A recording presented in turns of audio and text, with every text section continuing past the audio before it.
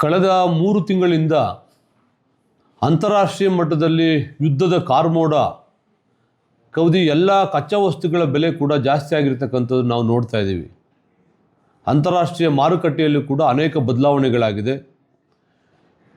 Diesel, petrol ಗಣನೀಯವಾಗಿ ಏರಿಕೆಯಾಗಿ ರೈತರು ಬಳಕೆ ಮಾಡ್ತಕ್ಕಂಥ ಕಚ್ಚಾ ವಸ್ತುಗಳು ಕೂಡ ಜಾಸ್ತಿ ಆಗಿದೆ. ಕಂಟಿನ್ಯೂಸ್ 3 ತಿಂಗಳಿಂದ ರೈತರು ಹಾಲಿನ ಬೆಲೆಯನ್ನು ಸರ್ಕಾರ ಜಾಸ್ತಿ ಮಾಡುತ್ತಾ ಅಂತೇಳಿ ಕಾಯ್ತಾ ಇದ್ವಿ ನಾವೆಲ್ಲ ಕೂಡ. ಆದರೆ ಕರ್ನಾಟಕ ಘನ ಸರ್ಕಾರ ನಮ್ಮ ನೆರವಿಗೆ ಧಾವಿಸೋದ್ರಲ್ಲಿ ಎಲ್ಲ ಒಂದು ಕಡೆ ವಿಳಂಬ ಮಾಡ್ತಾ ಇದೆ ಅಂತೇಳಿ ನಮಗನ್ಸಿರೋದ್ರಿಂದ ಎಲ್ಲ ರೈತ ಹಾಲು ಉತ್ಪಾದಕರು ಇದೇ 9ನೇ ತಾರೀಕು ಗುರುವಾರ ನಾವು 11 ಗಂಟೆಗೆ ಮಾನ್ಯ ಜಿಲ್ಲಾಧಿಕಾರಿಗಳಿಗೆ ಸಾಂಕೇತಿಕವಾಗಿ ಪ್ರತಿಭಟನೆಯನ್ನು ಮಾಡೋದ್ರ ಮೂಲಕ ಅವರಿಗೆ ಮೆಮೊರಂಡಮ್ ಕೊಡ್ತಕ್ಕಂಥದ್ದು ಮಾನ್ಯ ಮುಖ್ಯಮಂತ್ರಿಗಳಂತ ಗೌರವಾನ್ವಿತ ಮುಖ್ಯಮಂತ್ರಿಗಳಂತ DK ಶಿವಕುಮಾರ್ ಸಾಹೇಬರಿಗೆ ಜಿಲ್ಲಾಧಿಕಾರಿಗಳ ಮೂಲಕ ಮೆಮೊರಂಡಮ್ ಕೊಡಬೇಕು ಅಂತೇಳಿ ತೀರ್ಮಾನವನ್ನು ಮಾಡಿದ್ದೀವಿ. ಇದರಲ್ಲಿ ಎಲ್ಲ ಹಾಲು ಉತ್ಪಾದಕ ರೈತ ಬಂಧುಗಳು ಮತ್ತು ಯಾರು ರೈತರನ್ನು ಗೌರವಿಸ್ತಕ್ಕಂಥವ್ರು ಇದ್ದಾರೆ ಅವರು ಕೂಡ ಇದ್ರ ಜೊತೆಯಲ್ಲಿ ಕೈ ಜೋಡಿಸಬೇಕು. ಮತ್ತು ಎಲ್ಲ ರೈತ ಸಂಘಟನೆಗಳು ಕೂಡ ಮತ್ತು ಯಾವುದೇ ರೈತಪರ ಸಂಘಟನೆಗಳು ಬೇರೆ ಬೇರೆ ಇದ್ದಾವೆ ಅವರು ಕೂಡ ಈ ಒಂದು ಮೆಮೊರಂಡಮ್ ಕೊಡ್ತಕ್ಕಂಥ ಕಾರ್ಯಕ್ರಮದಲ್ಲಿ ಭಾಗವಹಿಸಬೇಕು ಅಂತ ಕೇಳ್ತಾ ಇದ್ದೀವಿ. ಮತ್ತು ಎಲ್ಲ ರಾಜಕೀಯ ಮುಖಂಡರು ಕೂಡ ರೈತರ ಪರವಾಗಿ ಯಾರ್ಯಾರು ಆಸಕ್ತಿ ಇದೆ ಅವರೆಲ್ಲ ಕೂಡ ಈ ಒಂದು ಹೋರಾಟದಲ್ಲಿ ಭಾಗವಹಿಸಬೇಕು ಅಂತಕ್ಕಂಥ ಮನವಿಯನ್ನು ಈ ಒಂದು ಸಂದರ್ಭದಲ್ಲಿ ಕೇಳ್ಕೊಳ್ತಾ ಇದ್ದೀನಿ ನಾನು. ಈಗ ವಿಪಕ್ಷಗಳಿದಾವೆ, ಆದ್ರೆ ವಿರೋಧ ಪಕ್ಷಗಳು ಅದರಲ್ಲೂ ಕೂಡ ಒಂದು ವಿರೋಧ ಪಕ್ಷ ಏನಿದೆ ಅಂತಂದ್ರೆ ರೈತರ ಹೆಸರಿನಲ್ಲೇ ರಾಜಕೀಯ ಮಾಡ್ಕೊಂಡಿರೋ ಪಕ್ಷ. ಆದ್ರೆ ಅವ್ರು ಯಾರು ಕೂಡ ಧ್ವನಿ ಎತ್ತಿಲ್ಲ ಸರ್ ಇದ್ರ ಬಗ್ಗೆ. ನಾನು ಈ ಸಂದರ್ಭದಲ್ಲಿ ಅದು ಅಪ್ರಸ್ತುತ ಅನ್ಸುತ್ತೆ, ನಾನೇನು ಮಾತಾಡ್ಲಿಕ್ಕೆ ಹೋಗೋದಿಲ್ಲ.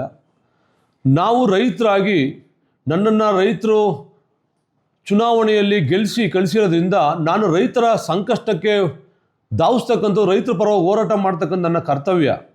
ಆ ಕಾರಣಕ್ಕಾಗಿ ಅವತ್ತು ನಾವು ರೈತರು ಸರ್ಕಾರ ಏನು 5 ರೂಪಾಯಿ ಸಹಾಯಧನ ಕೊಡ್ತಾ ಇದೆ ಅದು ಇನ್ನೂ 5 ರೂಪಾಯಿ ಜಾಸ್ತಿ ಮಾಡಿ 10 ರೂಪಾಯಿ ಕೊಡಬೇಕು ಅಂತ ಒಂದು ಬೇಡಿಕೆಯನ್ನು ಇಡ್ತಾ ಇದ್ದೀವಿ. ಮತ್ತೊಂದು ಹಾಲಿನ ಬೆಲೆಯನ್ನು ಪ್ರತಿ ಲೀಟ್ರಿಗೆ 10 ರೂಪಾಯಿ ಜಾಸ್ತಿ ಮಾಡಿಕೊಡ್ಬೇಕು ಅಂತ 2 ಬೇಡಿಕೆಯನ್ನು ಮುಖ್ಯವಾಗಿ ಇಡ್ತಾ ಇದ್ದೀವಿ. ಈ ಎರಡನ್ನೂ ಕೂಡ ಸರ್ಕಾರ ಆದಷ್ಟು ಬೇಗ ರೈತರ ಪರವಾಗಿ ಧಾವಿಸ್ಬೇಕು, ರೈತರ ಪರವಾಗಿ ನಿಲ್ಲಬೇಕು ಅಂತಕ್ಕಂಥ ಮನವಿಯನ್ನು ಮಾನ್ಯ ಮುಖ್ಯಮಂತ್ರಿಗಳಿಗೆ ಮಾಡ್ಕೊಳ್ತಾ ಇದ್ದೀನಿ. ಈ ಒಂದು ಹೋರಾಟದಲ್ಲಿ ಎಲ್ಲ ನಮ್ಮ ಹಾಲು ಉತ್ಪಾದಕ ಅಧ್ಯಕ್ಷರುಗಳು, ನಿರ್ದೇಶಕರುಗಳು, ಹಾಲು ಉತ್ಪಾದಕರು ಎಲ್ಲರೂ ಕೂಡ ಭಾಗವಹಿಸಬೇಕು, ಈ ಹೋರಾಟವನ್ನು ಯಶಸ್ವಿ ಮಾಡಬೇಕು ಅಂತ ಕೈ ಮುಗಿದು ಎಲ್ಲರಲ್ಲೂ ಕೂಡ ಕೇಳ್ಕೊಳ್ತಾ ಇದ್ದೀನಿ. ಅದು ಇಲ್ಲ ಸರ್, ಅದು ಅವರವರು ತಾಲೂಕಲ್ಲೂ ಕೂಡ ಮಾಡ್ತಕ್ಕಂತಿರ್ತದೆ. ನಾವು ನಮ್ಮ ತಾಲೂಕಿಂದ ಮಾಡ್ತಕ್ಕಂಥದ್ದು ಮಾಡ್ತಾ ಇದ್ದೀವಿ ಎಲ್ಲ ಕೂಡ. ಒಂದು ಈ ಯುದ್ಧದ ಪರಿಸ್ಥಿತಿಯಲ್ಲಿ ಎಲ್ಲಾ ಸೆಕ್ಟರ್ಗಳನ್ನು ಕೂಡ ಸರ್ಕಾರ ಏನಾದ್ರು ಗಮನದಲ್ಲಿ ಇಟ್ಕೊಂಡು ಅವರಿಗೆ ಸಹಾಯ ಮಾಡುವಂತ ಕೆಲಸಗಳಾಗ್ತಿದೆ. ಪ್ರತಿ ಬಾರಿ ರೈತರನ್ನು ಎಲ್ಲ ಒಂದ್ ಕಡೆ ಕಡೆಗಣಿಸ್ತಿದ್ದಾರೆ. ಯಾವುದೇ ಒಂದು ವಿಷಯವನ್ನ ರೈತ ಬಾಯ್ಬಿಟ್ಟು ಪ್ರತಿಭಟನೆ ಮಾಡುವಾಗೂ ಕೂಡ ತಲೆ ಕೆಡಿಸ್ಕೊಳ್ಳೋದಿಲ್ಲ. ಎಲ್ಲಾ ಸರ್ಕಾರಗಳಲ್ಲೂ ಇದೇ ರೀತಿಯಾಗಿ ನಡ್ಕೊಂಡ್ ಬಂದಿದೆ. ಈ ಒಂದು ಹೋರಾಟ ಆ ಒಂದು ಹೋರಾಟಗಳಿಗಿಂತ ಹೇಗೆ ವಿಭಿನ್ನವಾಗಿರುತ್ತೆ ಸರ್? ನೋಡಿ, ಫಸ್ಟು ನಾವು ನಮ್ಮ ಸಮಸ್ಯೆನ ಹೇಳ್ತೀವಿ. ಒಂದು ಕೊಟ್ಟು ಹಿಂಗಿದೆ, ಸಮಸ್ಯೆಗಳು ಹಿಂಗಿದೆ, ರೈತರು ಭಾಳ ಸಂಕಷ್ಟದಲ್ಲಿದ್ದಾರೆ, ದಯವಿಟ್ಟು ಕೂಡಲೇ ಧಾವಿಸ್ಬೇಕು ರೈತರ ಪರವಾಗಿ ಅಂತಕ್ಕಂಥದ್ದು. ಮುಂದಿನ ದಿನಗಳಲ್ಲಿ ಸ್ಪಂದಿಸಲಿಲ್ಲ ಅಂತಂದರೆ ಅದು ಪ್ರತಿಭಟನೆಯ ರೂಪ ಹೇಗಿರಬೇಕು, ಏನಿರಬೇಕು ಅಂತಕ್ಕಂಥ ಎಲ್ಲ ಹಾಲು ಉತ್ಪಾದಕರನ್ನು ಅಧ್ಯಕ್ಷಗಳ ಜೊತೆ ಸಭೆ ನಡೆಸಿ ಮುಂದಿನ ಹೋರಾಟಗಳು ಹೇಗಿರಬೇಕು ಅಂತೇಳಿ ಮುಂದಿನ ದಿನಗಳಲ್ಲಿ ಅದನ್ನ ತೀರ್ಮಾನವನ್ನು ಮಾಡ್ತೀವಿ. ಸದ್ಯಕ್ಕೆ ಇವಾಗ ಮಾನ್ಯ ಜಿಲ್ಲಾಧಿಕಾರಿಗಳ ಮೂಲಕ ಮುಖ್ಯಮಂತ್ರಿಗಳಿಗೆ, ಗೌರವಾನ್ವಿತ ಮುಖ್ಯಮಂತ್ರಿಗಳಿಗೆ ಮೆಮೊರಂಡಮ್ ಕೊಡ್ತಕ್ಕಂಥ ಕಾರ್ಯಕ್ರಮವನ್ನು ಹಮ್ಮಿಕೊಂಡಿದ್ದೀವಿ. ನಾವು ದೇಶದಲ್ಲಿ ಪೆಟ್ರೋಲ್ ಡೀಸೆಲ್ ಬೆಲೆ ಜಾಸ್ತಿ ಆದರೆ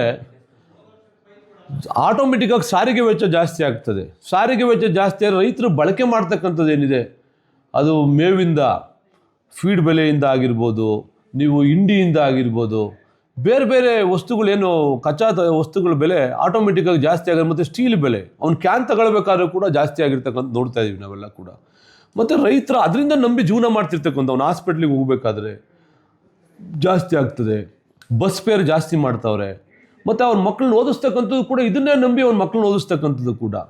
ಒಂದು ಕಡೆ ಎಲ್ಲ ಒಂದು ಕಡೆ ಫೀಸ್ ಜಾಸ್ತಿ ಆಗ್ತಕ್ಕಂಥದ್ದು, ಈ ಥರದ್ದು ಎಲ್ಲವೂ ಕೂಡ ಜಾಸ್ತಿ ಆದರೆ ರೈತನ ಹಾಲಿನ ಬೆಲೆ ಕೂಡ ಖರೀದಿ ಮಾಡ್ತಕ್ಕಂಥದ್ದು ಕೂಡ ಜಾಸ್ತಿ ಆಗಬೇಕಲ್ವಾ. ನಾವು ಹೇಳ್ತಾ ಇದ್ದೀವಿ ಪ್ರತಿ ಲೀಟ್ರಿಗೆ 10 ರೂಪಾಯಿ ಜಾಸ್ತಿ ಮಾಡಿಕೊಡ್ಬೇಕು ಸರ್ಕಾರ, ಮತ್ತು ಸಹಾಯಧನ ಏನು 5 ರೂಪಾಯಿ ಸರ್ಕಾರ ಕೊಡ್ತಾ ಇದೆ, 5 ರೂಪಾಯಿ ಇನ್ನು 5 ರೂಪಾಯಿ ಜೊತೆಗೆ ಇನ್ನೂ 5 ರೂಪಾಯಿ ಸೇರಿಸಿ 10 ರೂಪಾಯಿ ಕೊಡಬೇಕು ಅಂತೇಳಿ ಮನವಿಯನ್ನು ಮಾಡ್ಕೊಳ್ತಾ ಇದ್ದೀವಿ. ಸರ್ ನಮ್ಮದು ಹಿತದೃಷ್ಟಿ, ರೈತರು ಭಾಳ ಸಂಕಷ್ಟದಲ್ಲಿದ್ದಾನೆ ಸರ್. ರೈತರು ಸಾವಿನ ನೋವಿನ ನಡುವೆ ಒದ್ದಾಡ್ತಾ ಇದ್ದಾನೆ. ರೈತರ ಪರಿಸ್ಥಿತಿಯನ್ನು ಗಮನಿಸ್ಬೇಕಲ್ಲ ಸರ್. ರೈತ ಬೆಳಿಗ್ಗೆ 5 ಗಂಟೆಗೆ ಎದ್ದು ಅವನ ಹಾಲು ಕರೆದು, ಸಗಣಿ ಎತ್ತಿ, ಗಂಜಾ ಗುಡಿಸಿ, ಹಸು ಮೈ ತೊಳೆದು, ಹಾಲನ್ನು ಕರೆದು ಡೈರಿಗೆ ತೊಗೊಂಡೋಗಿ ಹಾಕಿ, ಮತ್ತೆ ಅದಕ್ಕೆ ಮೇವು ಉಣಿಸ್ತಕ್ಕಂಥದ್ದು, ಮತ್ತೆ ಅದನ್ನು ಮೇಯಿಸ್ತಕ್ಕಂಥದ್ದು, ಅದು ಮೇವು ಬೆಳೀತಕ್ಕಂಥದ್ದು, ಮತ್ತೆ ಸಾಯಂಕಾಲ ರೊಟೇಷನ್, ಮತ್ತೆ 3 ಗಂಟೆಗೆ ಹಸು ಹೊಡ್ಕೊಂಬಂದು, ಮತ್ತೆ ಮೈ ತೊಳೆದು, ಹಾಲು ಕರಿತಕ್ಕಂಥ, ಹಾಲಿಗೆ ಫೀಡ್ ಹಾಕಬೇಕು, ಹಿಂಡಿ ಹಾಕಬೇಕು, ಅದೇನೋ ಪ್ರಾಬ್ಲಮ್ ಆದರೆ ಡಾಕ್ಟ್ರಿಗೆ ಕರ್ಕೊಂಡೋಗಿ ತೋರಿಸ್ತಕ್ಕಂಥದ್ದು. ಅವನ ಬವಣೆ, ಅವನ ಕಷ್ಟ ಯಾರೂ ಕೂಡ ಅರ್ಥ ಆಗ್ತಾ ಇಲ್ಲ. ಸರ್ಕಾರ ಅದನ್ನೇ ಹೇಳ್ತಾ ಇದ್ದೀವಿ ಸರ್. ಸರ್ಕಾರಕ್ಕೆ ಮನವಿ ಮಾಡ್ಕೊಳ್ತಕ್ಕಂಥದ್ದು, ನೀವೇನು 5 ರೂಪಾಯಿ ಗೌರವಧನ ಕೊಡ್ತಾ ಇದ್ದೀರಿ, ಸಹಾಯಧನ ಕೊಡ್ತಾ ಇದ್ದೀರಿ, ಅದನ್ನು ಇನ್ನೂ 5 ರೂಪಾಯಿ ಸೇರಿಸಿ 10 ರೂಪಾಯಿ ಕೊಡೋ ಪ್ರತಿ ಲೀಟರ್ಗೆ ಅಂತೇಳಿ ಸರ್ಕಾರ ಯಾವುದಕ್ಕೂ ಕೊಡ್ತಾ ಇದೆ ಸರ್, ಖರ್ಚು ಮಾಡ್ತಾ ಇದ್ದಾರೆ. ರೈತ ಈ ದೇಶದ ಬೆನ್ನೆಲುಬು.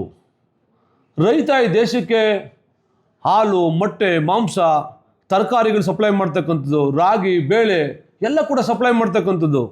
ಯಾವುದಾದ್ರೂ ಅಕ್ಕಿ.com ಅಕ್ಕಿ ಬರ್ತದಾ? ಹಾಲು.com ಹಾಲು ಬರುತ್ತಾ ಕಂಪ್ಯೂಟ್ರಲ್ಲಿ? ಎಲ್ಲಾದರೂ ಇದ್ರೆ ಹೇಳಿ ನೀವು. ರೈತ 1 ಲೀಟ್ರ್ ಹಾಲು ಕರಿಬೇಕಾದ್ರೆ 1 ವರ್ಷ ಹಸು ಸಾಕಾಣಿಕೆ ಮಾಡಬೇಕು. ಅದು ಜೋಪಾನವಾಗಿ ಸಾಕಾಣಿಕೆ ಮಾಡಿ ನಂತರ ಅದು ಹಸು ಇದ್ದ ನಂತರ ಹಾಲು ಕೊಡ್ತಕ್ಕಂಥದ್ದು. ಇದು ಯಾರು ಕೂಡ ಗೊತ್ತಿಲ್ಲ. ಹಸು ಕಂಟಿನ್ಯೂಸ್ ವರ್ಷ ಪೂರ್ತಿ ಹಾಲು ಕೊಡ್ತದಾ? ಸೊ ಇದೆಲ್ಲವೂ ನೂರಾರು ಪ್ರಶ್ನೆಗಳಿದೆ, ನೂರಾರು ಕಷ್ಟಗಳಿದೆ. ರೈತನ ಮುಂದೆ ನೂರಾರು ಸವಾಲುಗಳಿದೆ. ಆ ಸವಾಲುಗಳನ್ನು ಮೆಟ್ಟಿ ನಿಂತು ರೈತ ಇವತ್ತು ದೇಶಕ್ಕೆ ಹಾಲು ಉಣಿಸ್ತಕ್ಕಂಥ ಕೆಲಸವನ್ನು ಮಾಡ್ತಾ ಇದ್ದಾನೆ. ಸರಿ, ಇನ್ನೊಂದು ಪ್ರಶ್ನೆ. ತಾವು 5 ರೂಪಾಯಿ ಸಹಾಯಧನ ಮತ್ತೆ 10 ರೂಪಾಯಿ ಬೆಲೆ ಜಾಸ್ತಿ ಮಾಡಬೇಕು ಅಂತ ಕೇಳಿ, ಒಟ್ಟಿಗೆ 15 ರೂಪಾಯಿ ಆಗುತ್ತೆ ಸರ್. ಅದು ಮತ್ತೆ ಜನಸಾಮಾನ್ಯರ ಮೇಲೆ ಬರ್ಡನ್ ಬೀಳುತ್ತೆ ಸರ್. ನಾವು ನಮ್ಮ ಸಮಸ್ಯೆಗಳನ್ನು ಹೇಳ್ತಾ ಇದ್ದೀವಿ ಸರ್.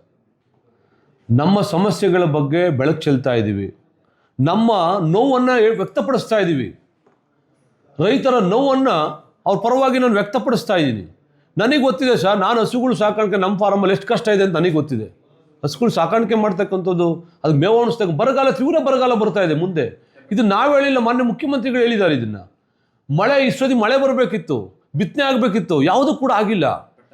ಮುಂದಿನ ದಿನಗಳಲ್ಲಿ ತೀವ್ರ ಬರಗಾಲ ಬರೋದ್ರಿಂದ ಮೇವಿನ ಅಭಾವ ಹೆಚ್ಚಾಗ್ತದೆ. ಮೇವಿನ ಅಭಾವ ಹೆಚ್ಚಾಗೋದ್ರಿಂದ ನಾವಾದರೂ ಕೂಡ ಹೊಟ್ಟೆ ಹಸಿವು ಅಂತ ಕೇಳ್ತೀವಿ ಸರ್. ಹೊಟ್ಟೆ ಹಸಿವು ಅಂತ ಮನುಷ್ಯ ಕೇಳ್ತೀವಿ. ಮೂಗು ಜೀವಗಳು ಏನು ಕೇಳ್ತವೆ? ಹಸುಗಳು ಏನಂತ ಕೇಳ್ತವೆ? ಅದಕ್ಕೆ ಜಿಲ್ಲಾಧಿಕಾರಿಗಳು ಮೇವನ್ನು ಸ್ಟಾಕ್ ಮಾಡಬೇಕು. ಬೈಬ್ಯಾಕ್ ಸಿಸ್ಟಮಲ್ಲಿ ಮೇವನ್ನು ಬೆಳೀತಕ್ಕಂಥ ಅಗ್ರಿಮೆಂಟ್ ಮಾಡ್ಕೊಳ್ಬೇಕು. ತಾಲೂಕುವಾರು ಮೇವನ್ನು ಎಷ್ಟೆಷ್ಟು ಟನ್ ಬೇಕು ಅಂತಕ್ಕಂಥದ್ದನ್ನ ಇಟ್ಕೊಳ್ಬೇಕಾಗ್ತದೆ. ಸರ್ಕಾರದ ಹತ್ರ ವಿಶೇಷವಾದಂಥ ಅನುದಾನವನ್ನು ಪಡ್ಕೊಂಡು ಅವ್ರ ಅಕೌಂಟಲ್ಲಿ ಇಟ್ಕೊಳ್ಬೇಕಾಗ್ತದೆ. ರೈತ ಮುಖಂಡರುಗಳನ್ನು ರೈತರನ್ನ ಕರೆದಿ ಸಭೆ ನಡೆಸಬೇಕಾಗ್ತದೆ. ರೈತರು ನಾಳೆ ತೀವ್ರ ಬರಗಾಲ ಬಂದಾಗ ಎಲ್ಲಿ ಗೋಶಾಲೆಗಳನ್ನ ಮಾಡಬೇಕು, ತಾತ್ಕಾಲಿಕವಾಗಿ ಯಾವ ರೀತಿ ಮೇವನ್ನು ಸಪ್ಲೈ ಮಾಡಬೇಕು ಹಸುಗಳಿಗೆ ಅಂತಕ್ಕಂಥದ್ದು, ಈ ಥರದ 108 ಚಾಲೆಂಜಸ್ ಇದೆ. ಇದೆಲ್ಲ ಕೂಡ ಜಿಲ್ಲಾಧಿಕಾರಿಗಳ ಮೂಲಕ ಮುಖ್ಯಮಂತ್ರಿಗಳಿಗೆ ಗಮನ ಸೆಳೀತಕ್ಕಂಥ ಕಾರ್ಯಕ್ರಮ ಇದು.